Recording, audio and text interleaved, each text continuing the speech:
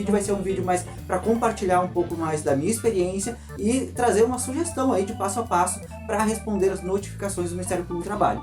Só que para isso, né, para entender um pouco mais esse passo a passo, é necessário trazer um pouco de conteúdo, realmente entender o que existe, né, de procedimentos, os tipos de procedimentos que existem, a diferença entre o Ministério Público do Trabalho e o antigo Ministério do Trabalho, que muita gente ainda confunde, né, e identificar, né, se realmente é preciso ou não, né, de um advogado para responder isso.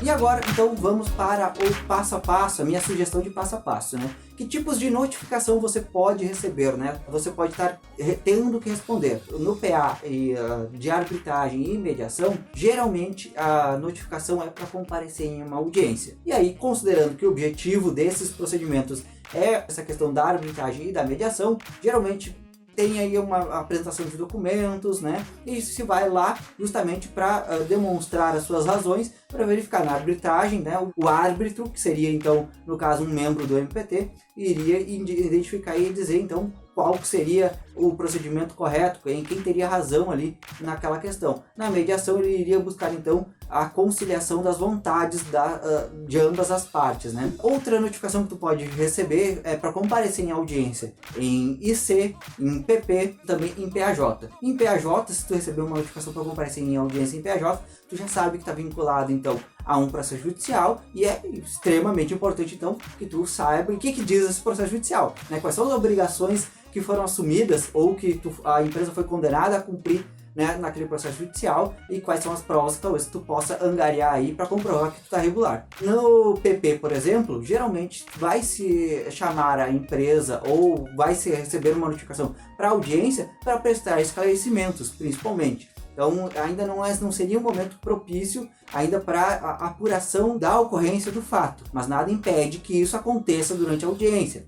Mas o objetivo geralmente é tentar identificar, delinear o objeto, qual foi realmente o objeto denunciado, ou então identificar quem foi o denunciado. Geralmente seria isso. Outro tipo de notificação que você pode receber é justamente para apresentar documentos e apresentar manifestação. E aí vem então a minha sugestão de passo a passo. Quando você recebe uma notificação dessa, seja para comparecer em audiência, seja aí para juntar documentos e apresentar manifestação, no meu ponto de vista, a primeira coisa que quem recebeu a notificação deve fazer é anotar esse prazo, agendar, né, esse prazo. No processo judicial, se a gente perde um prazo, a gente tem várias consequências. No processo, no andamento aí do processo de investigação do MPT, geralmente não tem uma penalidade, né, propriamente dita, mas é muito interessante porque isso vai demonstrar a boa-fé da empresa, né, ou de quem está peticionando, dizendo que por mais que tu não tenha conseguido juntar todos os documentos naquele prazo,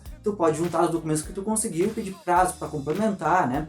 É muito mais interessante tu nunca perder esse prazo, apesar de não haver aí uma consequência propriamente dita. Talvez a consequência seja o ajuizamento de uma ação, né, caso a empresa não responda no prazo. E aí, qual seria o próximo passo? Geralmente algumas notificações vêm com cópias de documentos, principalmente a prestação prévia, geralmente vem junto, ou cópia da portaria de instauração de IC, dependendo do inquérito, né? Mas aí o primeiro passo que tu vai fazer é identificar que tipo de procedimento é e qual é o objetivo desse procedimento.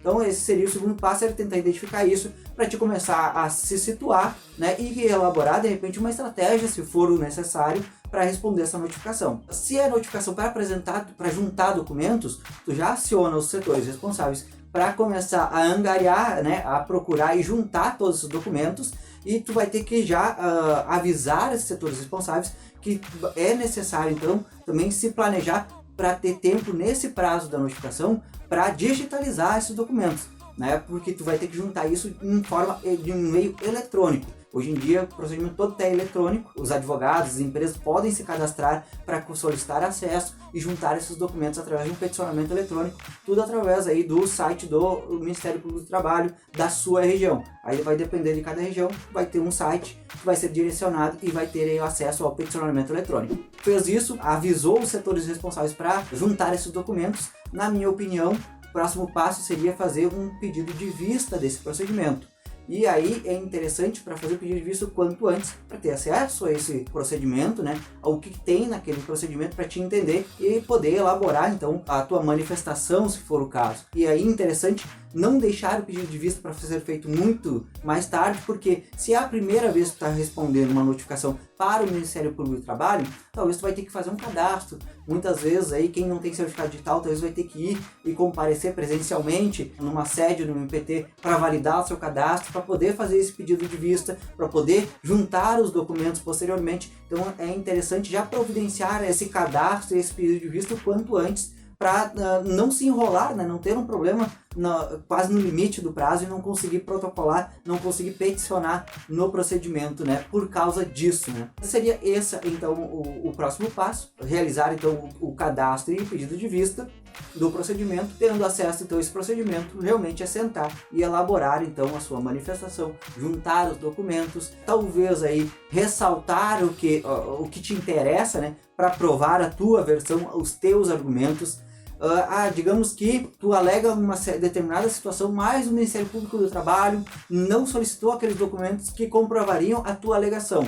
Qualquer pessoa pode juntar a qualquer momento documentos no procedimento para ajudar, né, a elucidar o objeto daquele procedimento. Então, por mais que não tenha solicitado, o Ministério Público do Trabalho não solicitou expressamente aqueles documentos, tu pode juntar, desde que eles estejam aí, então tem um vínculo lógico, né? Estejam para comprovar aí, para tentar justificar então a tua ação, comprovar as tuas alegações nessa manifestação. Uma coisa interessante aqui, uma dica, né, que eu dou aqui para vocês, que muitas vezes a gente vem com a lógica do processo judicial, onde tu tem que comprovar que tu estava certo, porque se tu não está certo, tu provavelmente vai ser condenado a fazer alguma coisa, uma obrigação, a pagar alguma coisa, né? Então é sempre ou estou certo ou estou errado, é sempre uma dualidade. Na investigação do Ministério Público do Trabalho, não é bem assim que funciona, existem outras opções, como por exemplo, a empresa pode solicitar aí o arquivamento de um procedimento porque houve a adequação voluntária, espontânea da conduta. A empresa diz, olha, realmente eu cometi um equívoco, cometi esse erro, essa conduta irregular, mas a partir desse momento eu tomei ciência disso e vou corrigir a conduta para o futuro. Então, em razão disso, eu peço então que haja o arquivamento dessa investigação sem que seja necessário assinar um TAC ou sem que seja necessário ajuizar aí uma ação. Óbvio que o arquivamento vai depender muito do entendimento de cada procurador, né? Existe a independência funcional de cada procurador, mas existe essa possibilidade, né? E você vai ter que se argumentar. E nisso, para verificar aí as outras possibilidades que existem, inclusive, você pode consultar aí as decisões, os enunciados da Câmara de Coordenação e Revisão do Ministério Público do Trabalho, o que a gente chama internamente os enunciados da CCR. Vão ter diversos enunciados relacionados à atuação propriamente dita, né, dos órgãos aí, dos membros do Ministério Público do Trabalho, mas lá você vai encontrar várias possibilidades de arquivamento sem que seja necessário firmar TAC ou ajuizamento de uma ação, por exemplo. Até mesmo com relação a temas que às vezes não tem uma repercussão social que legitime a atuação do MPT, por exemplo. Então é interessante fazer essa consulta aos enunciados da CCR, que funcionam como se fossem as súmulas para os juízes, né? Elas não vinculam a atuação dos juízes, mas dão uma orientada. Olha, nessa situação aqui, a maioria entende assim. Então, os enunciados da CCR seriam mais ou menos esse indicativo do que a maioria entende, né? Não quer dizer que vai ser aplicado naquela situação. Aí tu vai ter que fazer a tua manifestação para tentar enquadrar dentro das situações que os enunciados autorizam, né? Aí que eu digo a importância, às vezes, de ter aí a consultoria de um advogado, o acompanhamento do advogado que seja especialista na área, porque ele entende, ele já tem essa expertise, né, de fazer os fatos se enquadrarem dentro das decisões, comprovar que a tua situação se enquadra naquela situação prevista em determinado artigo, em determinado súmula, né? Ele já tem essa experiência, mas nada impede que qualquer outra pessoa que não seja da área jurídica também faça isso. Existe essa possibilidade.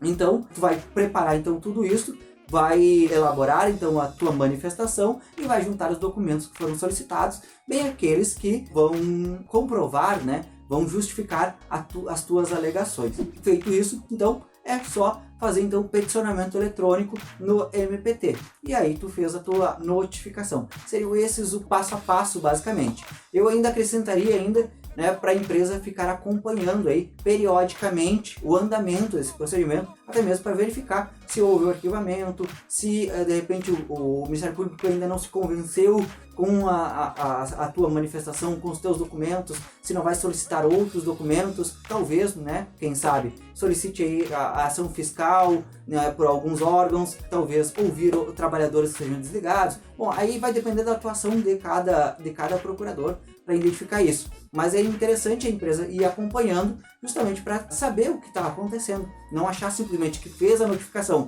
dizendo, olha, minha situação se enquadra na situação de arquivamento, então por favor, arquive, e simplesmente esqueça. Porque, inclusive, uma situação que pode acontecer o procurador diz, não, ok, concordo contigo, empresa, vou arquivar o procedimento, mas pode vir o denunciante, que muitas vezes é um sindicato, e dizer, não, eu não concordo com o arquivamento e eu vou fazer um recurso. E tem prazo específico para fazer esse recurso. Então, ele faz esse recurso e vai como se fosse para uma instância superior para decidir se vai ser arquivado ou não, que é a Câmara de Coordenação e Revisão, a nossa CCR, que vai identificar, não, pode ser arquivado ou não. E aí, ela decidindo, se não for arquivado, volta então para o Procurador do Trabalho, pode continuar ele mesmo atuando ou pode ser redistribuído, dependendo de algumas situações, e pode prosseguir então essa investigação de acordo com alguma situação que ainda ficou pendente. Então é interessante sempre a empresa, quem foi notificado como investigado, ficar acompanhando periodicamente para verificar como está andando e não ficar perdido, por fora do que está acontecendo. Afinal de contas, é a tua conduta, é a reputação, inclusive, da tua empresa que está ali em jogo naquela investigação, para saber se está certo ou se está errado. Então, basicamente seriam essas as situações. Outra dica que eu queria dar aqui para vocês é que muitas vezes o Ministério Público do Trabalho não sabe qual é a quantidade de documentos que vão ser necessários digitalizar quando ele faz uma notificação. Porque ele pode, por exemplo, notificar para apresentar os recibos de pagamento acompanhados dos depósitos bancários, comprovantes de depósito bancário ou transferência dos últimos 3 meses de uma empresa. Mas quando a gente for ver, a empresa tem 5.000 trabalhadores. Imagina ter que juntar todos os documentos, digitalizar e depois anexar isso tudo no procedimento eletrônico, Isso pode muitas vezes não dar tempo de fazer tudo isso em 15 dias, que é um prazo comum utilizado aí pelo MPT. Eu sugiro, para quem se encontre nessa situação, protocolar aquilo que já tem digitalizado, que já está disponível, e informando, olha, devido à grande quantidade de documentos que a gente teve que digitalizar, não deu tempo de fazer tudo isso no prazo. Então eu junto agora aqui os documentos que eu já tenho digitalizados e peço mais tantos dias de prazo para juntar o restante. É importante não deixar transcorrer o prazo sem qualquer manifestação. E se tu não conseguiu digitalizar nada, pelo menos vai lá, justifica isso e pede então uma prorrogação de prazo. Não deixa simplesmente transcorrer o prazo sem qualquer manifestação. Porque imagina quem está do outro lado, imagina o procurador do outro lado, que notifica a empresa veio e pediu vista do procedimento, foi deferida a vista, ainda que parcial, foi deferido vista para a empresa. A empresa está ciente, então a gente já sabe que a empresa realmente recebeu essa notificação. E aí decorreu o prazo sem manifestação, qual é a primeira conclusão que a gente do outro lado vai ter? É que a empresa não quis se manifestar no prazo. Basicamente seria essa a primeira conclusão. Então, por isso que eu digo que é interessante justamente para tentar demonstrar que a empresa está diligenciando, que ela não está simplesmente sonegando informações, porque isso pode, dependendo da situação, das circunstâncias que estão envolvidas aí, pode chegar aí até uma conclusão de que a empresa está sonegando documentos. E isso é uma coisa grave. Não vai ser simplesmente por não responder uma notificação, mas como eu disse, dependendo das situações, a empresa já está há muito tempo já empurrando, e não vai apresentando, daqui a pouquinho chega numa acusação de sonegação de documentos. E aí isso pode trazer outras consequências que são bem graves para a empresa que está sendo investigada. Bom, acho que eu falei, a respeito disso. Tentei ser o mais sucinto e o mais breve possível, passando um pouco da minha experiência nisso.